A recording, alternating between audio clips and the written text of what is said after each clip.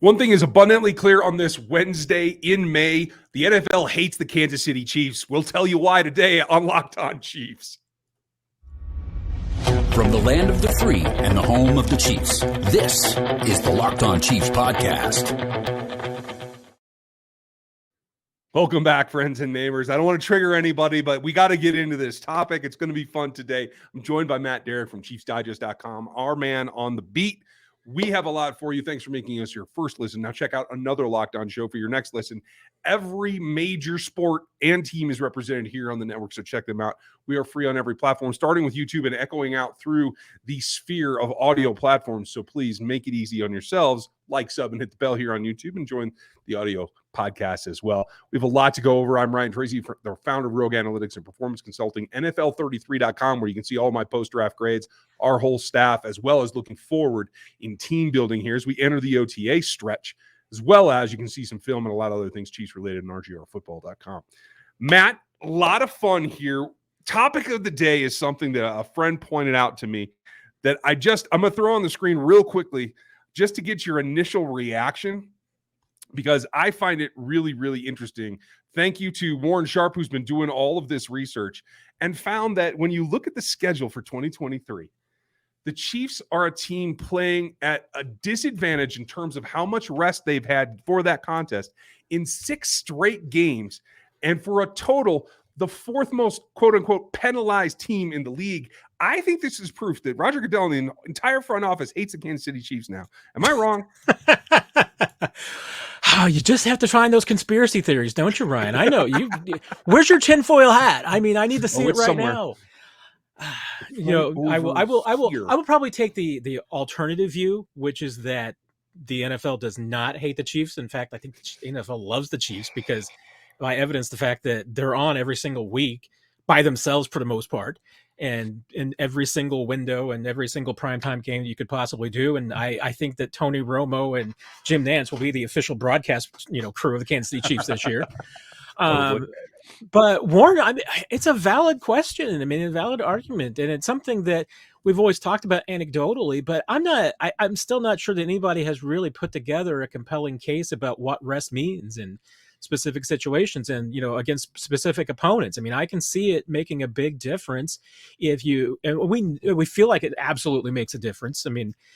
You look at coaches and their records, and we've always talked about Andy Reid and you giving him the bye week and the huge advantage he has. Well, it could just be in the long term that's just noise. Maybe if Andy Reid coached for 50 years, he's going to have the exact same record in a bye week that he would every other week. But to us, at least, it feels like it. And I don't know if there's been enough, serious research in it to say, okay, well, playoff teams, when they're at a deficit of rest, have such and such a record. And, non-playoff teams, that's kind of information that I really need to know how much this matters, because, to me, 6 days of, rest, taking on a 500 team, when maybe you're a deficit of 3 days rest against a 3-14 team, totally different things. I'm not sure it matters. There's some teams in the league, I think Andy Reid could probably play them on no days rest and he'd still be the favorite. So it depends on the opponent. Now, the one thing about Warren's points here that would raise some concern for me is he's talking about the deficit in weeks 12 through 17. And weeks 12 through 17 are the Chiefs' toughest part of the schedule anyway. Yes. So that would be the concern to me. But at the same time, I'm looking at that, and there's still at least a handful of games that I don't think it's going to matter. And there's a few other games that I think you can just even toss it out. I don't think that when the Bills and the Chiefs and the Bengals and Chiefs get together, rest is going to decide that game. I think it's going to be players, and I think it's going to be coaching staffs that determine that game. Yeah, I think you're probably right. It is a week-to-week matchup situation, completely built on, honestly, what quarterback's playing for that team. Even if you are at a rest disadvantage, do you really have to defend as much if their starter is out or something like that? But I will say this. One caveat is that the Chiefs' Week 18 game is not determined yet, so they could find themselves at another disadvantage. They could also end up in an advantage. But it's, for me, the totality. And like you said, weeks 12 through 17 are critical to this season. They generally are down the stretch. But I'm going to switch this back. For everybody who's listening, go check out the YouTube channel again, because I want to show this on the visual so you can get this as well, because I think this is also telling. When we take a look at just how many that is. It's not just total days, because we know the Chiefs are traveling to Germany. Obviously, they have the bye week, and there's a couple of Thursday night games where they're going to likely be at a disadvantage after it. But when you take a look at it, it's those 6 games. They only have the advantage on the other side in 2, and that's pretty low. It's not the lowest, but when you look at other teams here, other playoff teams in particular, like San Francisco, Philadelphia, where there's a little bit more on the positive side for other teams, those 3 teams in particular, playoff contenders, are all at a disadvantage, not just in total, but in how many games they have the advantage as well in terms of their rest. I think that might have a cumulative effect that does mean something. It could very well. And once again, I mean, you go to when the rest is specifically, I think is a big deal as well. Because I mean, I've always felt like, hey, early bye weeks hurt teams. I mean, I don't think that that's an advantage. I think the later your bye week, the better off you are. I mean, I think that's a huge advantage. And I think we've seen the Chiefs take advantage of that several times by having late bye weeks. Week 10 bye week isn't the greatest, not the worst. I mean, it's kind of right smack dab in the middle, but anything in November, I'm going to take as a bye week, and that's what the Chiefs got. So, and some of the, rest advantage and disadvantage is, even late in the season there is still, minuscule. I mean, some of it's caused by Monday Night Football games. The Chiefs will be playing, the turnaround will be this, 1 day less of rest. But, I probably need to look at a couple of those situations. I think it may be because like a team's coming off a Thursday and then playing a Monday game against the Chiefs. Well, the Chiefs actually have an extra day of rest themselves. So does the Thursday to Monday rest period make a big difference when maybe the Chiefs have a Sunday to a Monday rest period and they're already getting an extra day of their own? I mean, that's hard, I think, to quantify. I mean, some of these individual stretches are a little bit more difficult to figure out. And I think it also matters about how teams are prepared to deal with them, and because based on just how times they've dealt with it in the past. Chiefs deal with this every single year right now. And I don't think there's any doubt, when this franchise really started cooking, and getting there, in the late part of the Alex Smith era and the beginning part of Patrick Mahomes, I mean, I do think that they struggled with dealing with irregular schedules and, sometimes having a little bit less rest or not being on consistent schedules.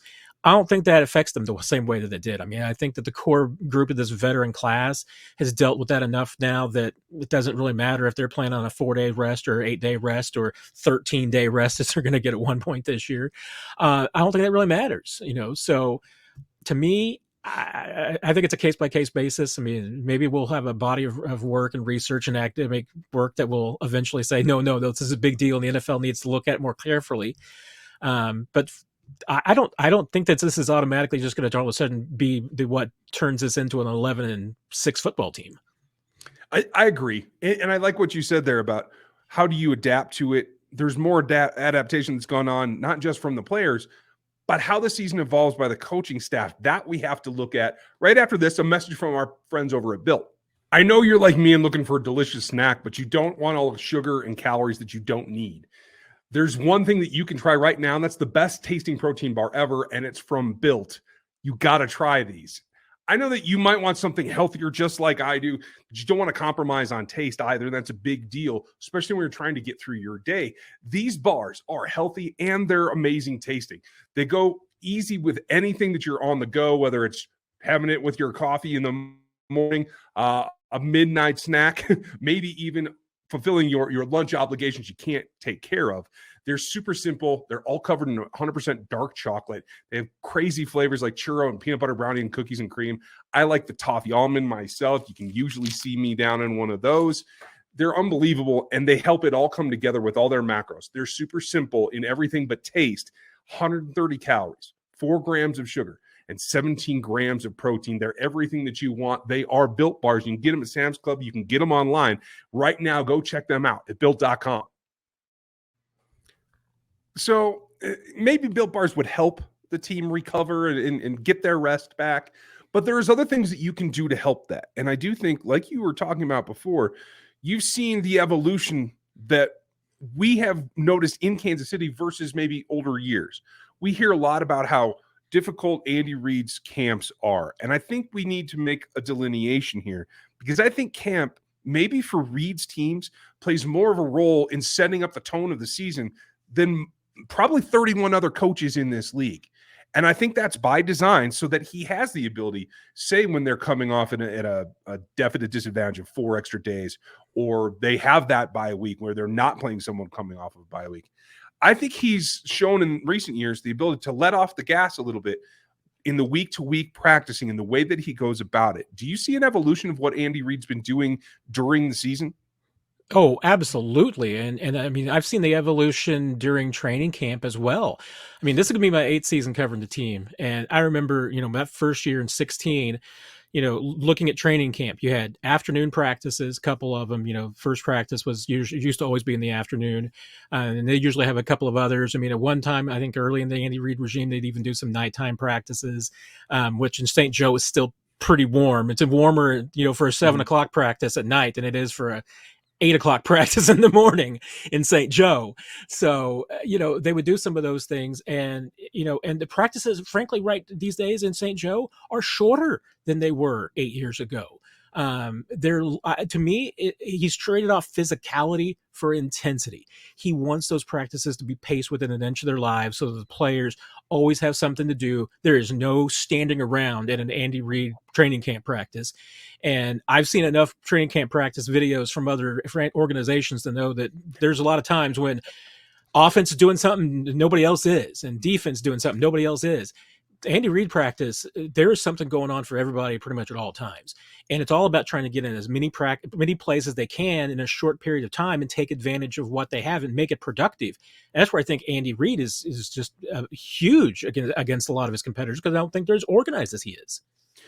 And we'll talk about the in-season adjustments later, because you're on to I think the biggest key, and it's that he's got this reputation for having difficult camps, but I don't think that necessarily means the physicality part, the wearing down, other than the fact that it, for me, is number one thing is about the pace and getting as many reps in different situations as possible. We know the installs are long on the offensive side. We know that the defense has a lot of variability that it can go to. So install phase starts a little bit slow, but I feel like OTAs kind of grab some of that, and they're able to get up to speed a little bit quicker than teams because they go through so many reps each day, particularly in camp. That's a trade-off. And do you think, obviously, with 3 Super Bowl appearances in the last 4 years, you have to feel like that trade-off is working, giving pace and timing the preference over the physicality portion? Well, and a great example of this is that, we used to talk about long drive day, which at Chiefs practice, which meant that, you're talking about the first team offense and first team defense were usually like banging at each other for about 20 plays. And, Andy Reid really doesn't really do long drive day anymore. He does multiple ones. They're not as long. I mean, he's not doing 20 play days anymore, where they're going at each other, but they'll have a stretch of 3 practices and maybe 4 or 5 days where they're doing like 16 or 17 plays against each other. And it's about building that capacity. And what he's telling these guys and what he's doing when he's coaching them is saying, look, the reason why you're doing this is that you're going to get to a point in December where we're going to need a 15 play drive to win a game. And I want you guys to be able to think this is a piece of cake, because we did a 17 play drive in 92-degree heat in St. Joe in the middle of July. So doing a 15 play drive in December in Arrowhead is a piece of cake. So that's what he's trying to do. And he's always telling the players, we're doing these things, and the things that we do in St. Joe, it's all about banking it for later. And it's all about, and to me, it's about building capacity.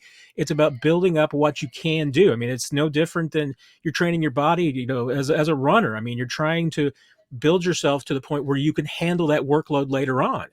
And that's what it's about. It's a physical and a mental aspect to it, but that's what he's trying to instill so that later on in the season, they know that they can do it. They've done it before, and it's not going to surprise them.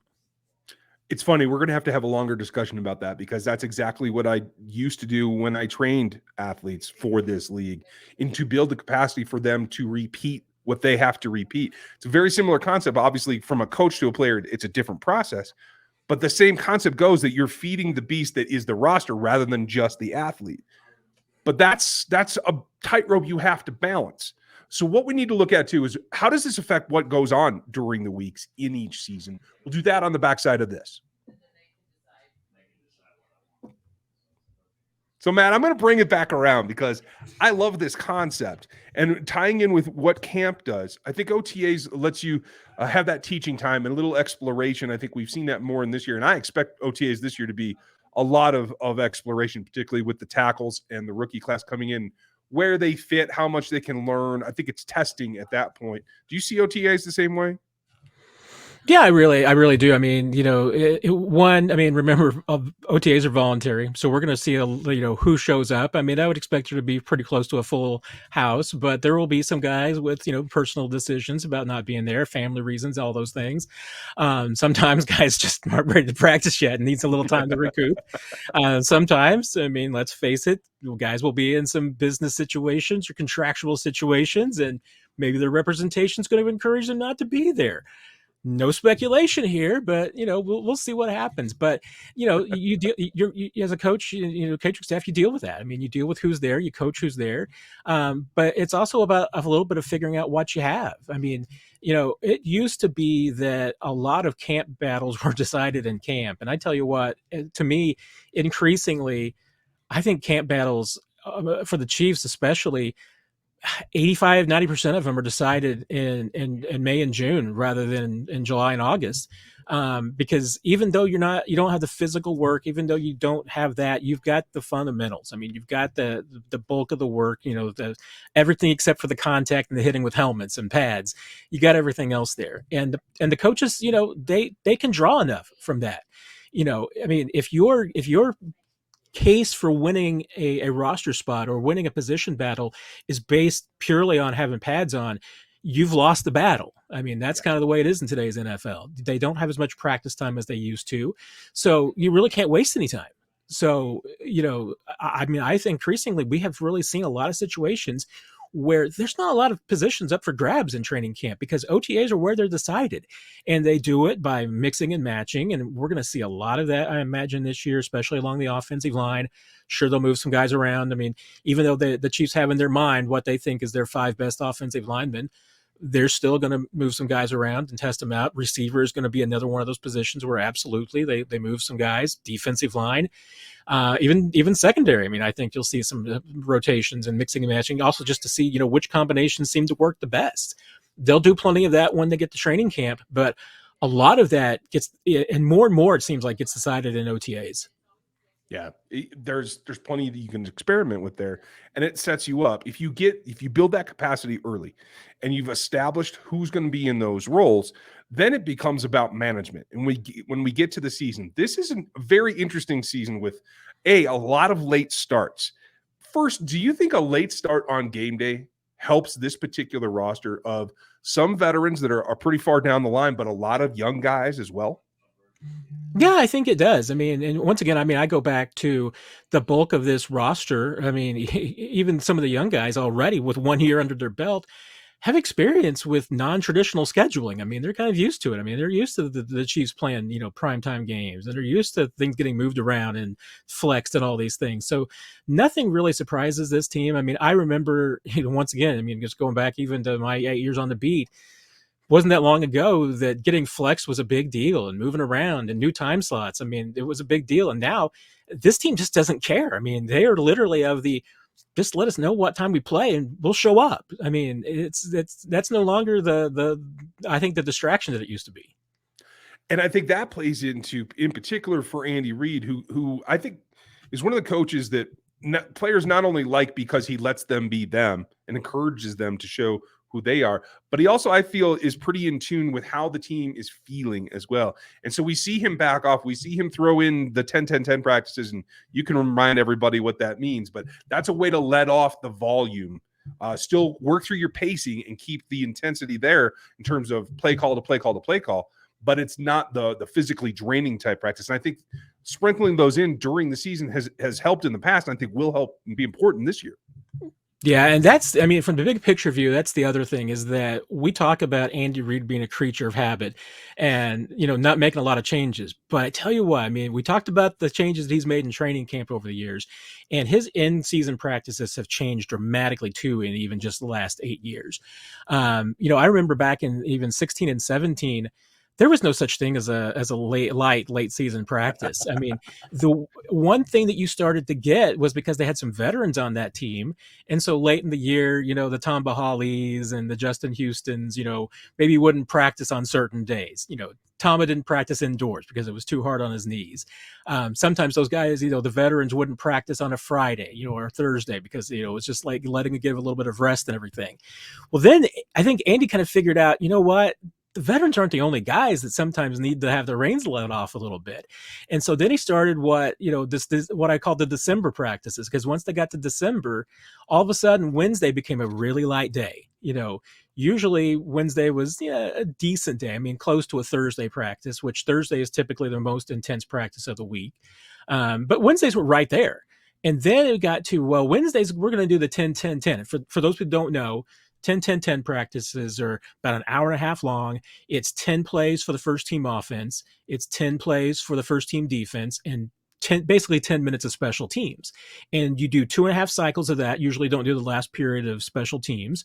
But you do that. So basically the offense and defense get not 30 plays each, and you get 20 minutes of special teams practice. And yeah, I mean, those are really about refining your game plan. It's taking the stuff that you're working on and, executing it on the field and getting ready to put in that week's game plan. And they're designed to be lighter, little workouts and everything that, kind of breather just before, a game. I mean, that's typically 10-10-10 is what the Chiefs run through every Friday. Well, then they started doing it on a Wednesday, and then it became not just December, but November. And last year was even in October that Andy started going to the 10-10-10 practices on Wednesday, because, I mean, the season beats these guys up. And this year, he, once again, I mean, with the Chiefs not doing the first phase of offseason workouts in person, his reasoning for this year is that, hey, these guys have had long seasons. They need 2 more weeks to recover their bodies a little bit. So I think you're just going to continue to see him do that. And that's another reason why we circle back to rest and, what does it mean? And is it significant? Because there's a lot of different ways you can get rest. And one way is not practicing as hard, practicing differently, once again, going back to that intensity, but maybe not physical. Yeah, I like that. Pacing versus physicality. That's what it comes down to. Keep your capacity up as you tail off and get into the playoff season. I know everybody likes to take it easy on week 18. I don't know if that's going to happen this year against the Chargers. We'll find out. But those are ways to taper your season, get ready for the playoff run, which we all expect the Chiefs should be right in the thick of yet again. Let's hope they don't get on a wild card weekend where they're only available on one streaming service. We'll complain and cover that here in a show to come, folks. Look for that some on Friday. Tomorrow, we're talking running backs, what this room's going to evolve to, and how do you use it to its best capability, given the people that are in it. We'll get to that tomorrow, Matt. Thanks for all your time and your insight today. Always a pleasure hanging out with you, Ryan. Take care, buddy. Folks, you have a great day. We'll talk to you tomorrow.